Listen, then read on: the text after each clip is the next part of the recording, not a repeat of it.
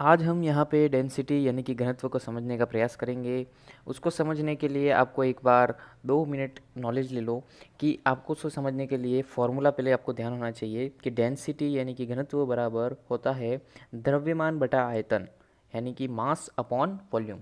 Okay, कहने का मतलब अगर आप यदि एक डब्बा लेते हैं, है ना, कोई भी एक डब्बा लिया हमने जिसका डायमेंशन 1 मीटर लंबा, 1 मीटर चौड़ा और 1 मीटर ऊंचा है, तो इसका आयतन क्या हो गया? 1 मीटर क्यूब, है ना।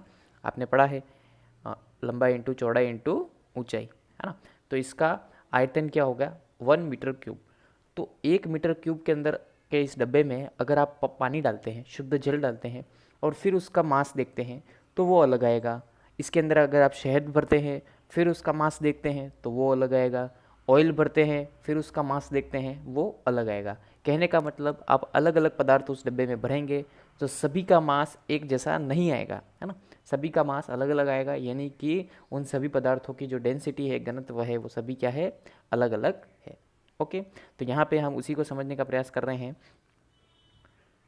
तो उसी को समझने के लिए हम सबसे पहले क्या कर रहे हैं? शहद ले रहे हैं, है ना। हनी, शहद सबने देखा होगा। हाँ, हो सके उतना शुद्ध लेंगे तो प्रैक्टिकल हमारा उतना अच्छा होगा। ओके, अब यहाँ पे हमने सबसे पहले शहद क्यों लिया, ये सवाल आता है। तो हम यहाँ पे जो भी यूज़ में लेंगे उसमें सबसे ज़्यादा डेंसिटी और घनत्व वाला पदार्थ कौन सा लिया है? हमने शहद लिया है, इसलिए हमने उसको सबसे पहले लिया है। अब उसको सबसे पहले रखने का कारण ये भी है कि जिसकी डेंसिटी जितनी ज़्यादा होगी वो उतना भारी भी होगा, है ना। तो वो उतना ही क्या रहेगा? नीचे रहेगा। और जैसे जैसे जिसकी डेंसिटी कम होगी वो उतना उतना ऊपर जाएगा, है ना। तो यहाँ पे आप समझ सकते हैं कि हनी यानी कि शहद की डेंसिटी होती है, इसकी मैं आपको वैल्यू भी बता देता हूँ।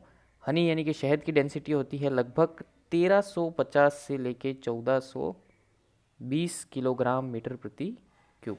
यानी कि 1 मीटर क्यूब के डब्बे में अगर आप शहद भर के लेते हैं तो उसका वजन आएगा 1350 से लेके 1420 किलो।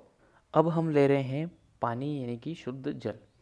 तो इसके अंदर इसकी डेंसिटी की वैल्यू कितनी होती है? 997 किलोग्राम प्रति मीटर क्यूब, यानी कि लगभग 1000 के आसपास इसकी वैल्यू होती है। शहद की कितनी है? 1360 से लेकर 1420, है ना। उससे कम है किसकी?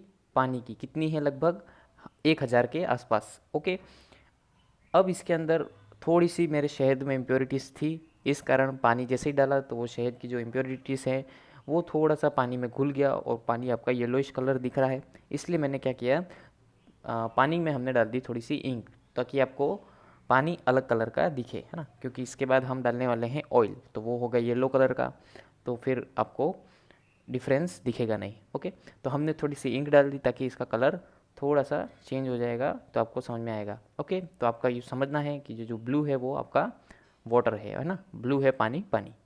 हाँ, अब हम क्या करेंगे इसके आगे? अब हम लेंगे ऑयल, है ना। ऑयल भी सब अलग अलग प्रकार के आते हैं। रिफाइंड ऑयल, है ना।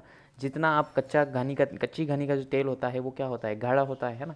कहने का मतलब उसकी डेंसिटी ज़्यादा होती है और रिफाइंड ऑयल की डेंसिटी थोड़ी कम होगी। तो हमने यहाँ पे लिया है ऑयल। अब यहाँ पे इस ऑयल की आप लगभग डेंसिटी समझ सकते हैं, 881 किलोग्राम प्रति मीटर क्यूब, यानी कि ये पानी से कम है। पानी की कितनी थी? 1000 के आसपास। और ऑयल की कितनी है? 881। अब आप देख सकते हैं इसके अंदर कहीं भी कोई ऊपर नीचे नहीं हो रहा है। शहद नीचे का नीचे ही है, पानी उसके बाद है तो वहीं का वहीं है, और ऑयल भी आप देख सकते हैं उसके बाद वहीं का वहीं है। कहीं कोई आपस में मिल नहीं रहा है, क्योंकि सभी की डेंसिटी की जो वैल्यू है वो सबकी अलग अलग है, तो वो अपनी डेंसिटी के हिसाब से ही जमे हुए हैं ना। सबसे ज़्यादा डेंसिटी वाला सबसे नीचे रहेगा, उससे कम वाला उससे ऊपर, और उससे भी कम वाला उससे भी ऊपर। ओके, फिर हमने क्या किया, एक जैसे लोहे का स्क्रू लिया। अब इस स्क्रू को मैं डालूंगा तो ये आप देखें कि ये कहाँ तक जाता है। इसको समझने के लिए हम क्या देखेंगे, ये जो लोहे का स्क्रू है यानी कि आयरन का जो स्क्रू लिया हमने, उसकी डेंसिटी क्या होती है। तो लोहे की आप समझ सकते हैं डेंसिटी बहुत ज़्यादा आएगी, और वो आती है लगभग आपकी 7870 किलोग्राम प्रति मीटर क्यूब।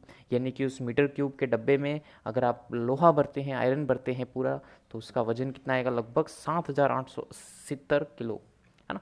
तो इसका मतलब इसकी डेंसिटी बहुत ज़्यादा है। तो क्या होगा ये आप समझ सकते हैं, ये क्या होगा, सीधा जैसे ही हम इसको ड्रॉप करेंगे वो एंड तक चला जाएगा। ओके, ये यानी कि ये एकदम लास्ट तक डूब गया। थोड़ा लंबा इसलिए लिया है ताकि आपको दिखे, ताकि थोड़ा सा, है ना, यहाँ पे आप देख सकते हैं स्क्रू को एकदम नीचे तक डूब गया है। जैसी जैसी जिसकी डेंसिटी होगी वो उस हिसाब से करेगा। अब यहाँ पे देखो प्लास्टिक कैप ली हमने, प्लास्टिक की जो बॉटल कैप होती है वो ली है।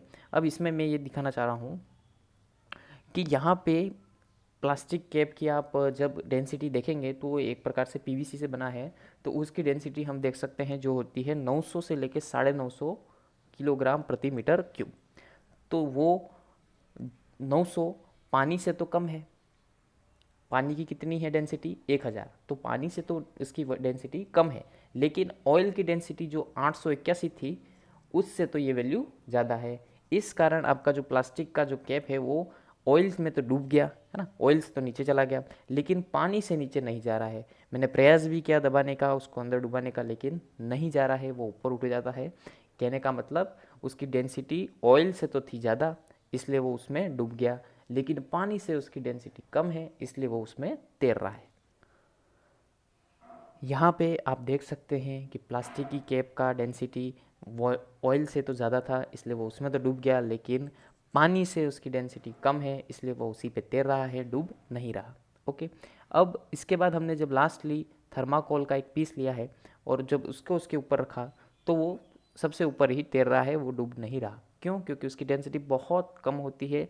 लगभग आप समझ सकते हो उसकी डेंसिटी मैक्सिमम, थर्माकोल की डेंसिटी जाती है 30 किलोग्राम प्रति मीटर क्यूब, है ना, यानी कि उस मीटर क्यूब के डब्बे में थर्माकोल भरने पे लास्ट कितना जाएगा, 30 केजीज तक, है ना।